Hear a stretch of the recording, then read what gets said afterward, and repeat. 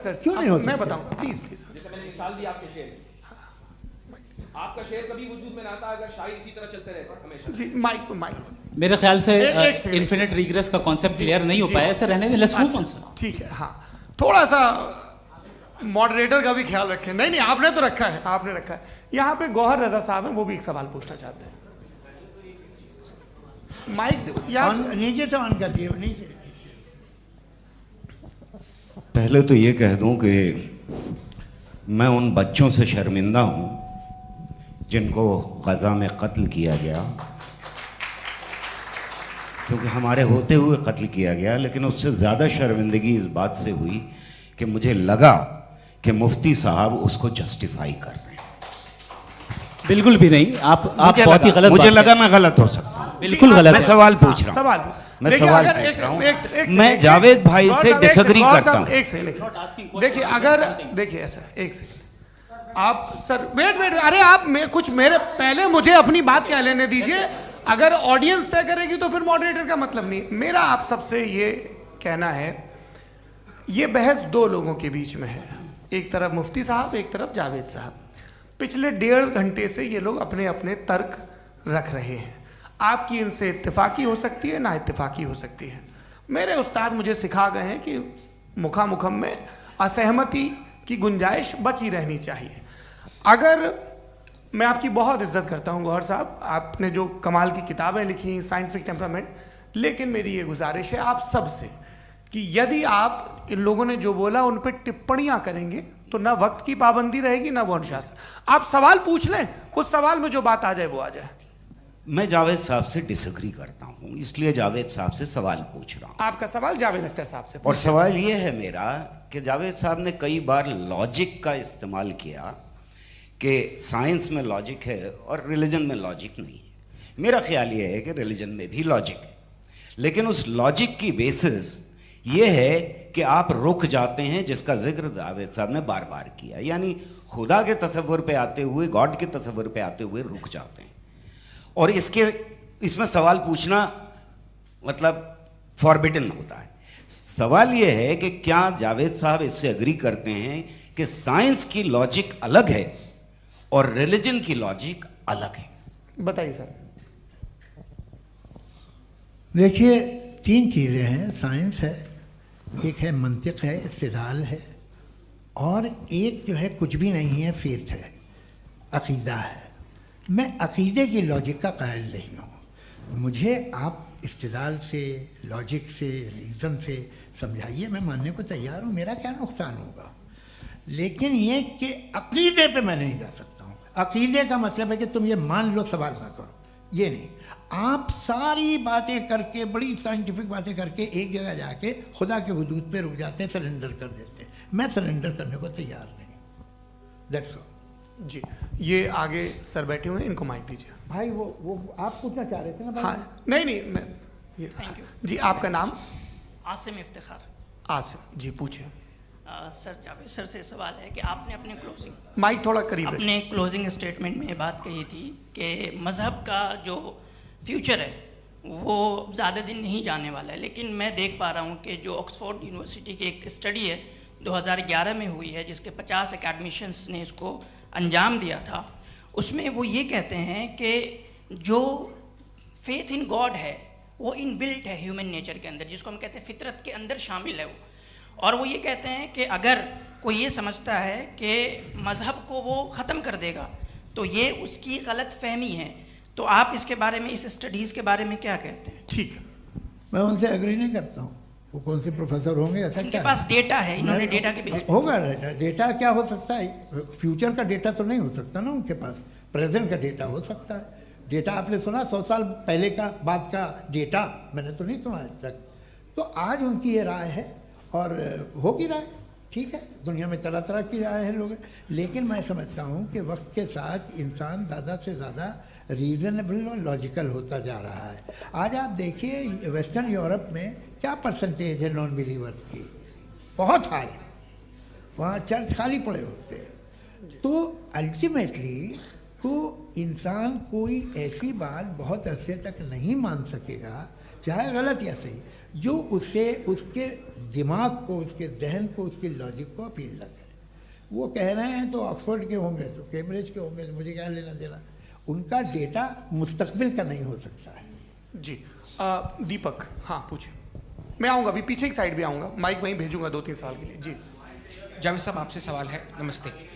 अरे भाई सर, अगर आप ही लोग को तय करना है तो फिर 200 लोग तय कर लें। ये एक साथ नहीं sir, please don't do this sir. Everybody has a right sir, but we can only take selected questions.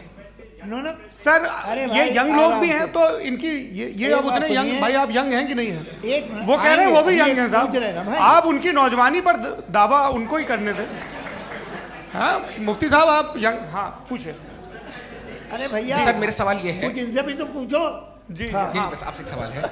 जैसे थीस्टों के पास अपने जो ईश्वर को मानते हैं, उनके पास अपने सोशल गेट टुगेदर्स हैं। 5 रोज़ आज क्रिसमस आने वाला है, होली है, दिवाली है, ईद है। एथिस्ट क्या ऑफर कर रहे हैं? मतलब मैं इनकी दुकान से बोलूं, मैं आना चाहता हूं उस तरफ, पर मैं अट्रैक्ट नहीं हो पा रहा हूं। मैं सोशल गेट टुगेदर्स क्या है आपके पास?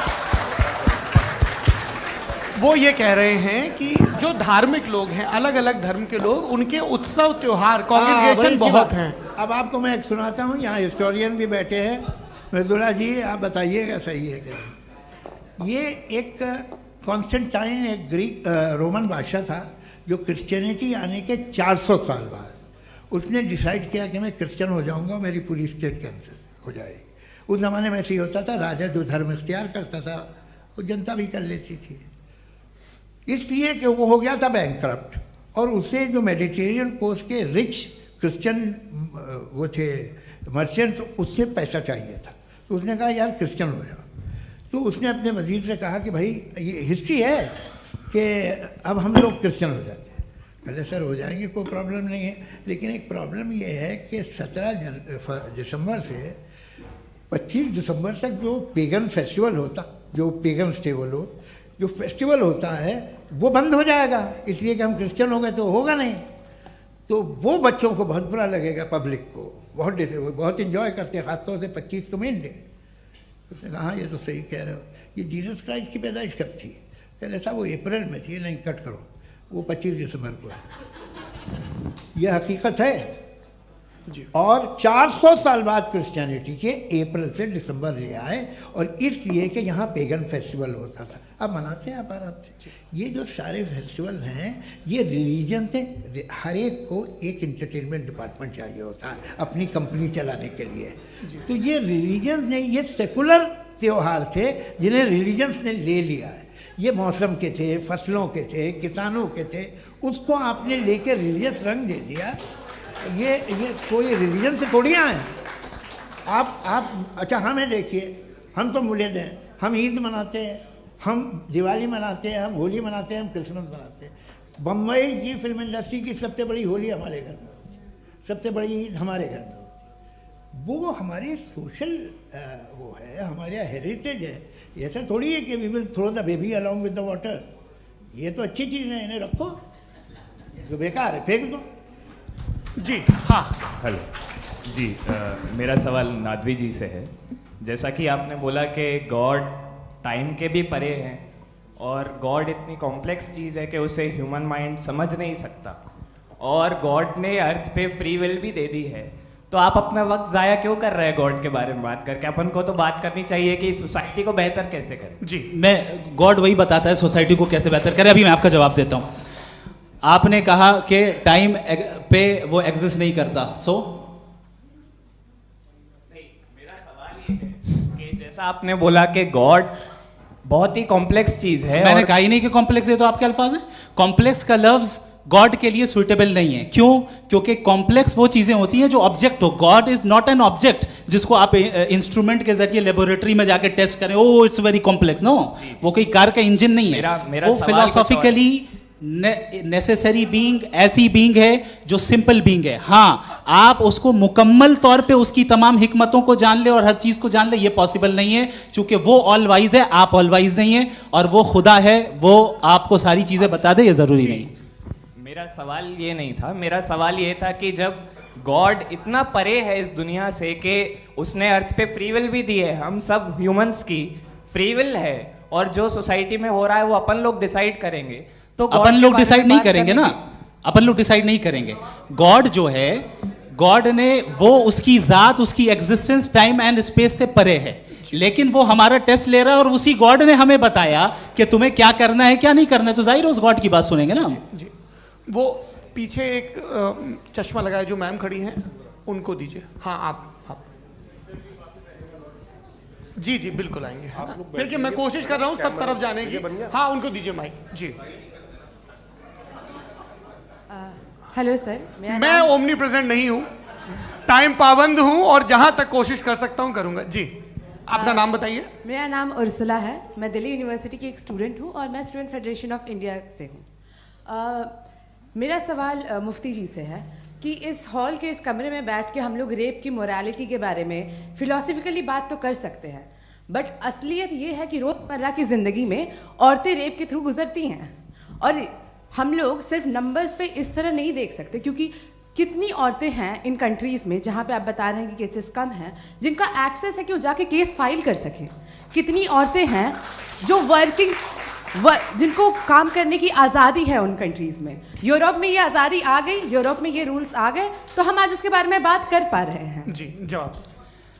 आपने ये कहा कि कमरे में बंद होकर हम लोग इस पर फिलोसफिकली बात कर सकते हैं, लेकिन हकीकत में क्या हो रहा है, वो ग्राउंड लेवल पे क्या हो रहा है जो बहुत गलत हो रहा है और वो सफ़र कर रही हैं। आई एग्री, बहुत गलत हो रहा है और जो गलत हो रहा है उसको हमें रोकना है।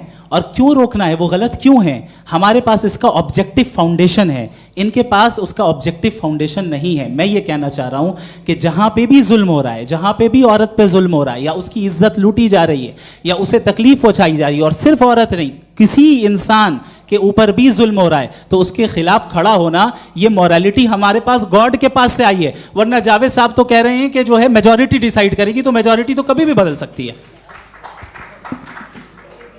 क्या आप हाँ। ये थोड़ी सी आपको गलतफहमी है। मैं अगर मेरे जुमले से ये मदना निकला या मैंने कहा तो ये जुमला मैं वापस लेता हूँ। ये मेरा मतलब ही नहीं था कि मेजॉरिटी डिसाइड करेगी। मेजॉरिटी डिसाइड करे तो दुनिया में बड़ी, वैसे आपने कहा था ये जुमला, अच्छा हो सकता है, मैं मान रहा हूँ, बाद में रिकैप कर लेंगे। अरे एक सेकंड मैं अपनी एक्सप्लेनेशन देता हूँ।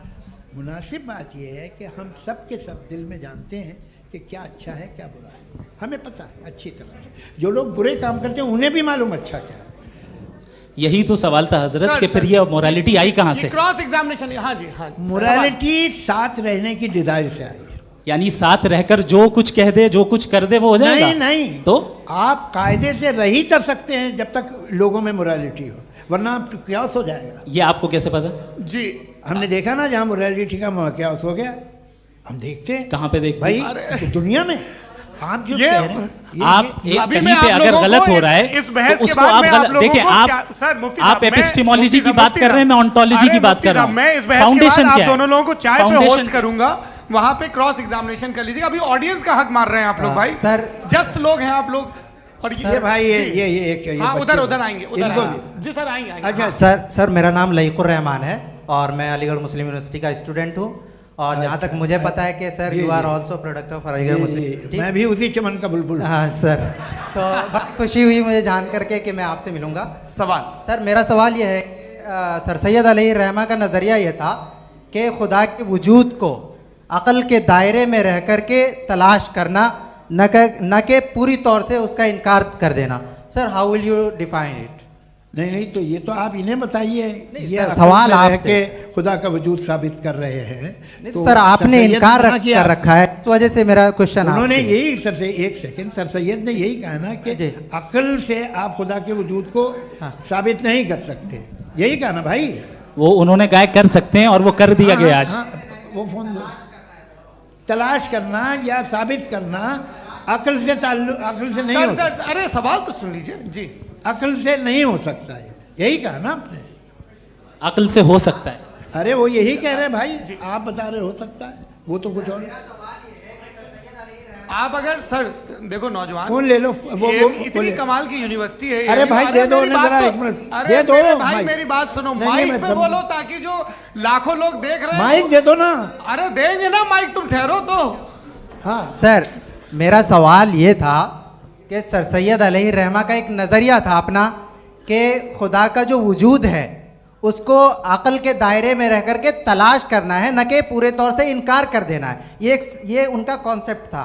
लेकिन मेरा सवाल ये है कि आप इसको कैसे डिफाइन करते हैं, एक्सप्लेन कैसे करेंगे, मैं आपसे जानना चाहता हूँ, क्योंकि you are the product of Aligarh Muslim University. मुझे अकल के दायरे में रख के मैंने बहुत तलाश की, मुझे मिला नहीं। हाँ, ये इधर वो चश्मा लगाए जो, हाँ उनको दे दीजिए। जी जी फटाफट पूछिए, बस 5 मिनट है, 5 मिनट में खत्म हो रहा है। हाँ अस्सलाम वालेकुम मुफ्ती साहब। एंड मेरा सवाल जावेद अख्तर साहब से। क्या नाम है आपका? अरे भैया सब मुझे पूछ रहे हो। फैज पूछिए फैज साहब। तो मेरा सवाल ये है कि अभी जो एथियस्ट है वो problem of evil argument use कर रहे हैं अगेंस्ट मुस्लिम्स, राइट? कि इस दुनिया में इतना सारा ईविल है और अगेंस्ट मुस्लिम तो यहाँ अगेंस्ट थियस्ट। हाँ थोड़ा सा करेक्ट कर लीजिए भाई, पूरी मशक्कत ही इसी बात की थी कि किसी एक मजहब पे बात न टिके। जी, तो बेसिकली ये आर्ग्यूमेंट ऐसा है कि इस दुनिया में इतना ज़्यादा ईवल एग्जिस्ट करता है और अगर एक ऑल गुड गॉड है तो वो रोकता क्यों नहीं है? लेकिन इस सवाल में एक हिडन अजम्पशन ये है कि इस दुनिया में ईवल एग्जिस्ट करता है। अब एथियस्ट ये कैसे ऑन्टोलॉजिकली प्रूव कर सकते हैं कि इस दुनिया में ईवल एग्जिस्ट करता है? मैं आपको बताता हूँ, थोड़ा सा समझा। नहीं सर, हम लोग इनको सुनिए। नहीं please don't do that. I want to explain ontologically. नहीं हम समझ गए सर, इनको अब जवाब देने दीजिए। अच्छा सवाल पूछ लो मैं। अभी तक क्या था वो मैं थोड़ा सा ऐड ऑन कर लेता हूँ। तुम गुरु, तो हम जब इसका राउंड 13 करेंगे ना तब तुमको स्टेज पे बिठाएंगे। जी तो हाँ जल्दी से। तो देखिए एथियज्म के हिसाब से सब कुछ रैंडमली बन गया है, सब कुछ एटम्स और मॉलिक्यूल्स है। एक पत्थर में और मुझ में सिर्फ इतना फर्क है कि हम लोग एटम्स और मॉलिक्यूल्स का अलग अलग रीअरेंजमेंट है। अब एक पत्थर को कोई इंसान तलवार से 2 टुकड़ों में काट दे या मुझे, according to atheism it is same. There is no evil and good according to atheism. जी अच्छा, फैज साहब का सवाल ये है कि हाँ कोशिश भी करते तो इससे गलत सवाल नहीं कर पाते। एक लाइफ फॉर्म है और लाइफ फॉर्म में फीलिंग्स हैं, मतलब लाइफ फॉर्म सुनता है, देखता है, टेस्ट कर सकता है, फील कर सकता है। तो उसकी जो क्वालिटी इस बबल में आ गई हैं, वो जानवर में भी है, इंसान में भी है। तो जाहिर है कि उसे कोई तकलीफ पहुंचेगी, तो चूंकि उसके पास वो सेंसिटिविटी है तो मैं करेगा। पत्थर में वो सेंसिटिविटी नहीं है। तो ये क्या सवाल हुआ कि अगर पत्थर को काटा तो पत्थर को तकलीफ नहीं होती, तो आपको काटे तो आपको क्यों तकलीफ हो? बैठ जाइए। जी हाँ, अगला सवाल। हाँ पूछे जी जावेद अख्तर साहब। अरे भैया सब आप लोग मुफ्ती साहब को छोड़ रहे हैं, मेरे ही पीछे पड़े हैं क्या? फिर चलो बोलो भाई। You asked how God can exist when children die in Gaza. हाँ? You asked how God can exist when children die in Gaza, and you also mentioned the rise of atheism in Europe. But the same events also are leading many atheists and non-believers to turn towards faith. How do you interpret this contradiction, where suffering pushes some away from God, yet brings others closer to belief? देखिए, आपको एक बात बताऊं, दुनिया perfect तो कहीं भी नहीं है, हर जगह कुछ खामियां हैं। बेटा 1 मिनट आप ही को कहेंगे, देखो वो तो कुछ खामियां, कमज़ोरियां, खराबियां सब जगह है। लेकिन अगर देखोगे ईमानदारी से कि दुनिया सबसे ज़्यादा महज़ब कहाँ है, एक आम शहरी को कहाँ हुकूक हासिल हैं, वो बोल सकता है, अपनी मर्ज़ी से काम कर सकता है, अपनी मर्ज़ी से राय दे सकता है, हुकूमत के ख़िलाफ़ बोल सकता है, बरसर इक़्तिदार लोगों के बारे में बोल सकता है, सरमायादारों के ख़िलाफ़ बोल सकता है। तो आपको ये स्कैंडिनेवियन कंट्रीज़ में मिलेगा, वेस्टर्न यूरोप में मिलेगा। मैं नहीं कह रहा वो परफेक्ट है, बिल्कुल नहीं, वहाँ बहुत ख़राबियाँ भी हैं, परफेक्ट तो कोई। लेकिन जिन जिन मुल्कों में, लैटिन अमेरिका देखो, गल्फ़ देखो, वहाँ पर आपको ये ज़रूर है कि रेप नहीं होते होंगे। रेप की ज़रूरत क्या है भाई? उसको तो ख़रीद लो, घर में रखो, सड़क पर रेप करने की क्या ज़रूरत है? मगर सुनिए, मगर हकीकत ये है कि वहाँ शख्सी आज़ादी राय देने की, बोलने की नहीं है। जी ये एक आखिरी सवाल मुफ्ती साहब से। हाँ मैम, इनको माइक दीजिए। शुक्रिया। मेरा नाम मनीषा है, मैं हरियाणा से आई हूँ। मैं मुफ्ती साहब से एक बात पूछना चाहती हूँ। आप बार बार जावेद साहब को कॉन्ट्राडिक्ट तो कर रहे हैं कि आपने ये कहा, लेकिन आप भी अजम्पशंस के बेसिस पे बात कर रहे हैं। आपने खुदा के होने का कौन सा प्रूफ पेश किया है, खुदा की एग्जिस्टेंस का? अब इस सवाल को अलग रहने दीजिए, कौन एथीस्ट है कौन नहीं है। और दूसरी बात जो आपने एक छोटी सी कही थी कि ये फ्री विल का इस्तेमाल करता है इंसान अपनी, लेकिन उस फ्री विल का इस्तेमाल में मतलब खुदा ने ये दे दी सबको ये इजाज़त कि वो कितना घिनौनापन और कितने ज़्यादा ख़राब से ख़राब तरीके इस्तेमाल कर सकते हैं। जब आप सुनते हैं जी, आप फ्री विल को मानती है ना, या आप कहती है कि फ्री विल नहीं है ना, मानती है ना? तो अब आपके पास इसका कोई एक्सप्लेनेशन नहीं है कि अगर एक इंसान उस फ्री विल का इस्तेमाल करके गलत काम कर रहा है और बच के अच्छी ज़िंदगी गुजार के निकल जा रहा है, उसका कोई रिकम्पेंस नहीं है। हमारे वर्ल्ड व्यू में जो इंसान गलत काम कर रहा है उसको भी रिकम्पेंस यानी उसका बुरा बदला मिलना है, और जो सही काम कर रहा है उसको सही बदला मिलना है।